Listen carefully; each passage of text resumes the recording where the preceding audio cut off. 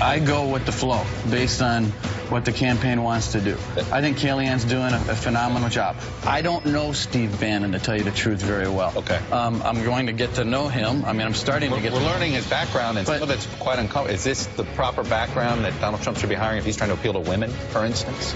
Look, and I don't know how much of it is true or not, neither do you. And so I don't speculate based on what other third parties say about people. I tend to judge people based on what I see and what I interact with.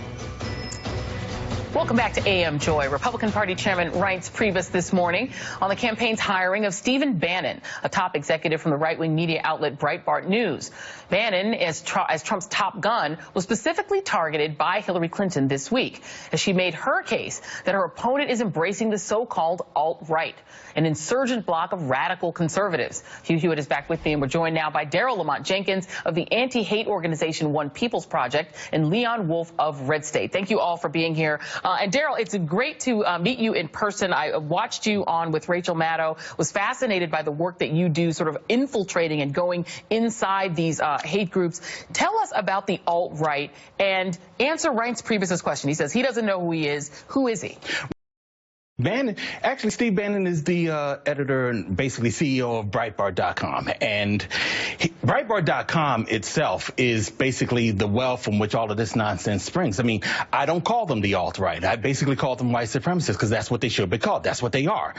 And Breitbart is the only way I know. This is the only way I know Breitbart to be, because I have been dealing with them since I caught James O'Keefe at a white supremacist conference back in 2006. And when we broadcast that in 2010, Andrew Breitbart went insane and started going after us for putting that out.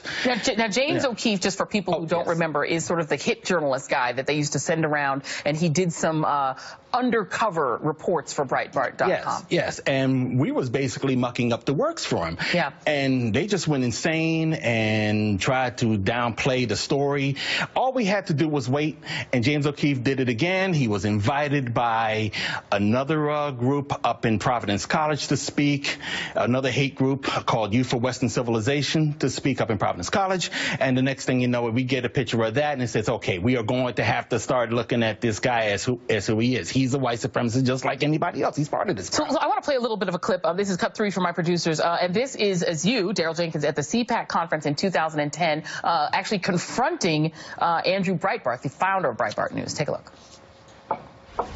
You're accusing me of being a white supremacist. I'm accusing you of being a racist. Yes, I am. Okay, good. Yes, Have a nice day, buddy. Will somebody please take this guy out of here, you punk? And now, this is before Stephen Bannon actually even got to Breitbart.com. So what do you think drew Bannon to that organization? About connecting Bannon to let's face it, given what he has done since he has joined Breitbart, especially considering he has written that so-called alt-right, not him, I'm sorry, published that alt-right by Milo Yiannopoulos. Right. Once you see that, there's no way you can get around it. They have been going after black people and people of color for years. I mean, they even have a segment on their website dedicated to called Black Crime. Called Black Crime. Yeah, and just for our viewers who, when what you're talking about, they went after Acorn. This is pre-Bannon. Right. They went after Shirley Sherrod and that misfired sort of making up the fact that she was supposedly racist, etc. Hugh, what do you think is the potential risk of linking this group of people, somebody like Bannon, to the Republican Party? Let me correct the record. Andrew Breitbart was a good friend of mine. I knew him very well. We worked together. I interviewed him on the day that he died. We had a mutual admiration society going on. Andrew was not a racist. Andrew was a good-hearted man and a terrific entrepreneur. Breitbart.com today is not what it was when Andrew died. Larry O'Connor has left. Dana Loesch has left. There's still some good people there. Jeff Poore, who's one of their writers, is not a racist. I don't know Steve Bannon. I don't read Breitbart.com. I am concerned that the alt-right, and I define it much more broadly than many people do, because I think it's easy to say white supremacists and anti-Semites have nothing to do with the Republican Party. We drove them out in the 50s. They should stay out. The alt-right, some people use it to describe those people who are upset with Mitch McConnell, Paul Ryan, who oppose the wall on the border. I don't know what it means. I like to call white supremacists evil and anti-Semites evil and brand them. And by the way, I don't think James O'Keefe is a white supremacist either. I think he went to those conferences races. We can have this disagreement, but here's what I do agree on. The alt-right has a parallel in the alt-left. For every, I said this on Meet the Press, for every Bannon in Breitbart, there's a David Brock in Media Matters. For every Milo, really there's a Maher. Absolutely. David Brock actually has a much more checkered. No, Bill Maher and Milo are the same person. They're the same person. Yeah. And I think that Michael Moore and Ann Coulter are the same person. And I really think that Breitbart and Media Matters are the same organization. I highly doubt that. I'm going to let you answer that, though, Derek. First of all, Ann Coulter has defended white supremacist groups in her books. The Council of Conservative Citizens of White Supremacist Group was defended by Ann Coulter. You think Ann's a white supremacist? Let me let Leon in. Leon, I'm going to let you be our referee here because, I highly doubt that there is a correlation between the comedians, that he mentioned on the left or Michael Moore who made a movie and somebody like Bannon who the latest allegation by his ex-wife is that he didn't want his children going to school, to a school where there were too many Jews there. Like, I think that these are actually of a very different character. What do you think?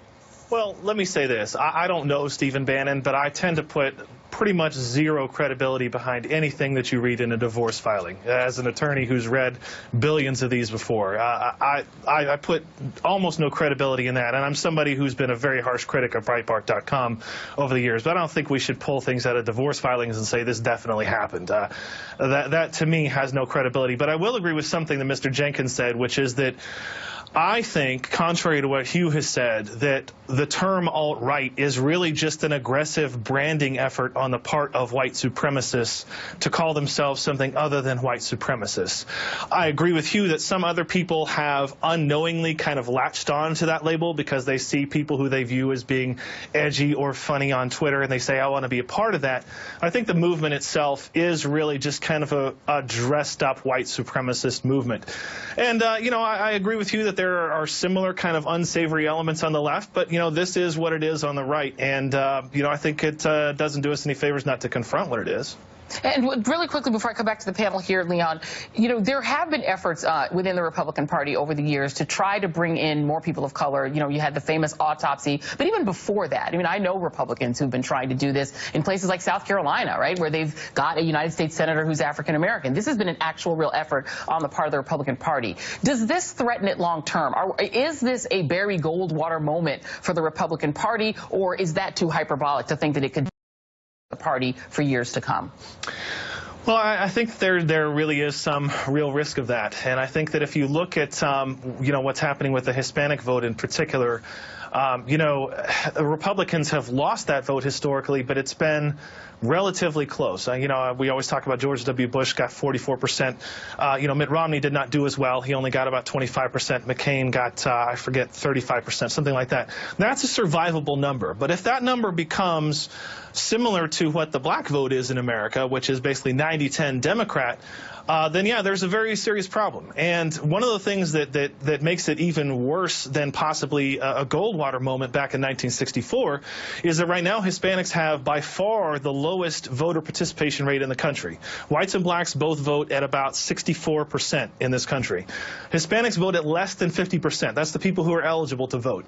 If that vote becomes not just 90-10 Democrat, but also energized to register and go out and vote, it could be a very serious problem.